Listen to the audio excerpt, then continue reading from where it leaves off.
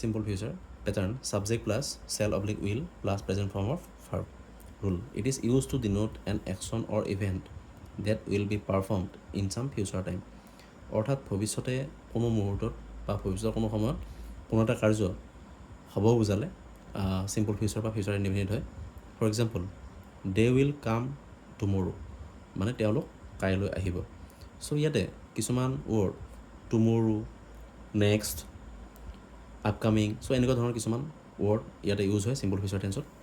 Next future continuous pattern subject plus shall be oblique will be plus present form of verb plus ing. Rule: it is used to denote an action that will be going on in the future.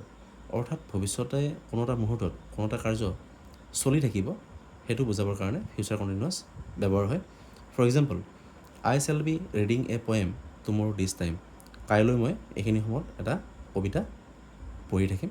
চ' ভৱিষ্যতৰ এটা মুহূৰ্ত আৰু সেই মুহূৰ্তত এটা কাৰ্য চলি থাকিব। চ' ফিউচাৰ কণ্টিনিউৱাছ ইয়াৰ ব্যৱহাৰ একেবাৰে কম, খুব কম সংখ্যক বাক্যতহে এই টেন্স ব্যৱহাৰ হয়। Next future perfect pattern subject plus shall have oblique will have plus past participle of verb.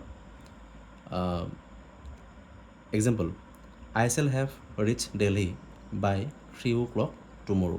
চ' ইয়াতে ৰুল বুলি ক'লে এনেকুৱা হ'ব যে ভৱিষ্যতে কোনো এটা সময়ৰ বা কোনো এটা মুহূৰ্তৰ ঠিক আগে আগে কাম এটা সম্পন্ন হ'ব। চ' ইয়াতে কি আছে, I shall have reach Delhi by 3 o'clock টুমৰো।